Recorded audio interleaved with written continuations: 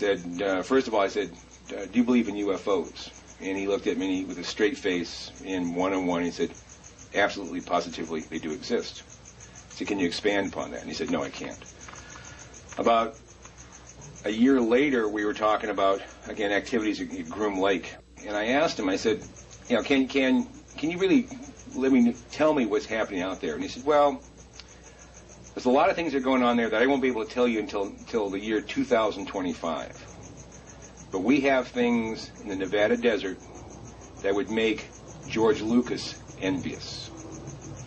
Another individual who was an NCO, an E9, which is the highest grade you can get as an enlisted man. He's a chief master sergeant in the Air Force. Was a safety specialist. He had 3 different tours of duty at Groom Lake on various programs.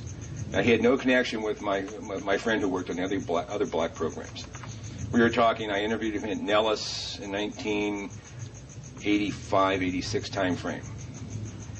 And I said, what's out there? And again, he looked me straight in the eye and he said, we have things out there that are literally out of this world.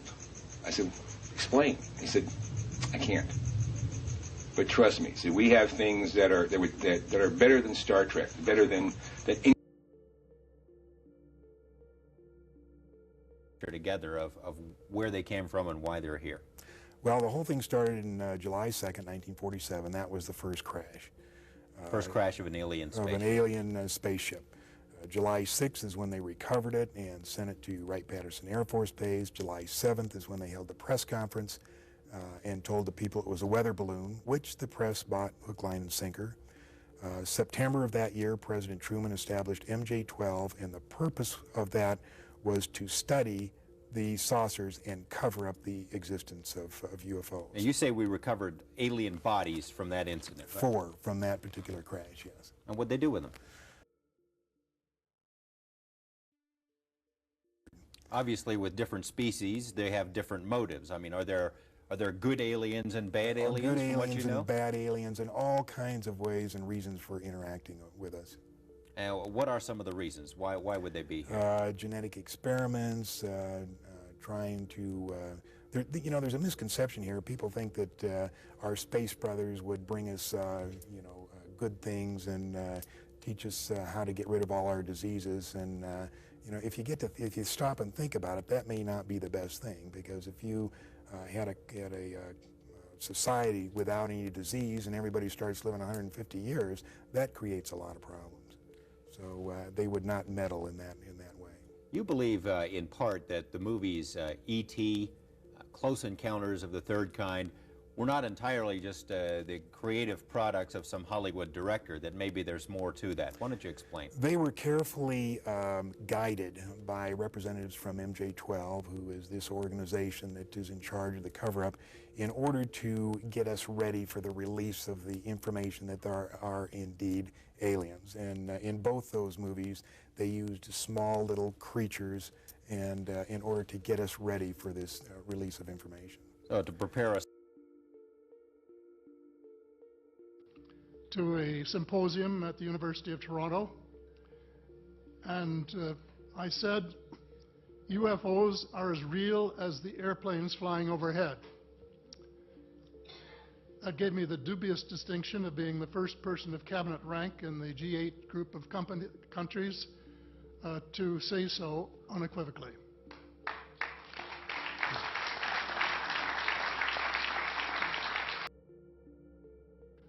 Colonel Corso's book, The Day After Roswell.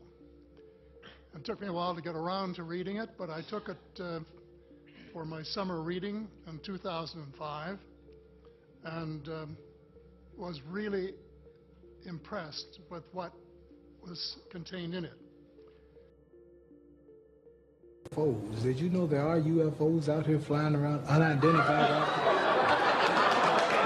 I'm serious. They sighted a bunch over Georgia. I've seen them at night. They have real photos of them, and the government and the people just completely seem like don't talk about it. But Mr. Harold Salkin of Washington, D.C., is the head of the National UFO Bureau. Right. He brought me moving films. I actually have moving pictures of little saucers, of great steel objects coming into pictures that people took, and I'm just surprised that don't nobody talk more about it.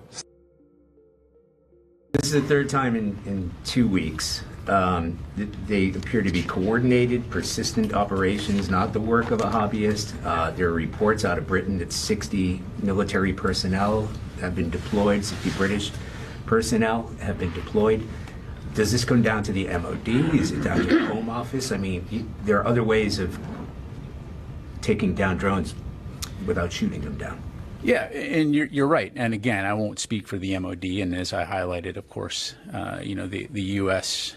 Military are guests in England, in the United Kingdom, at the invitation of the government of the United Kingdom. So certainly working very closely with the authorities there. We are taking it seriously. We're monitoring, taking appropriate measures. Again, I'm not going to get into the specific TTPs in terms of when and if we feel that we need to take something down. At this point, the assessment is that these do not pose any type of, effect on our operations or safety of our personnel. I've gotten that question a couple other times. What do you think about UFOs or aliens? And quite frankly, having flown 83 different airplanes and had lots of hours, we've all seen lots of unexplainable elements. And the cosmos, the space realm is so large. If we look at the Earth, it is this tiny blue dot in an unlimited, almost incomprehensibly large cosmos.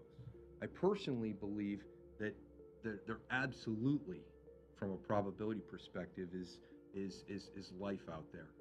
However, this task force is a very serious U.S. government approach to systematically investigating and understanding these, because, of course, unidentified elements present a national security concern, present a safety of flight, present a risk that we must take and diligently pursue. But I think the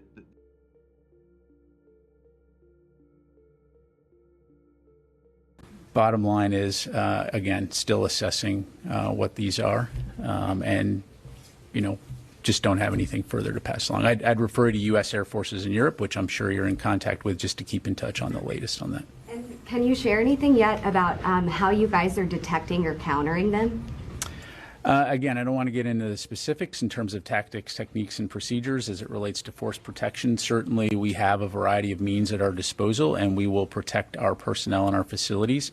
But, again, just to kind of put this into context, even here in the United States, right, if there are drones that are being flown by hobbyists or some other entity, you want to make sure that you're doing due diligence not only to protect yourself and the safety of others, but also using appropriate measures in order to not inadvertently create second and third order effects. In other words, potentially harming the civilian communities in which we operate in and around. So again, right now the assessment is that these drones have had no operational impact or safety impact on our personnel at any of these facilities. We're keeping a close eye on them. We're, of course, communicating very regularly with the UK host nation authorities, and we'll take appropriate measures, again, to protect our personnel and our people.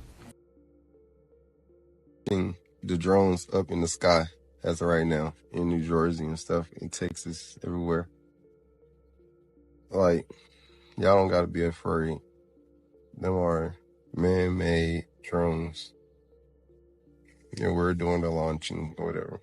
Now, what you do have to be concerned of, my bad, my eye, but is the orbs that's inside the sky that y'all see that's glowing and stuff, that's shooting down the drones and all that. That's not a part of us. Them are actually real life aliens. Like, aliens do exist. They're above and they're below us. Yes, they do exist.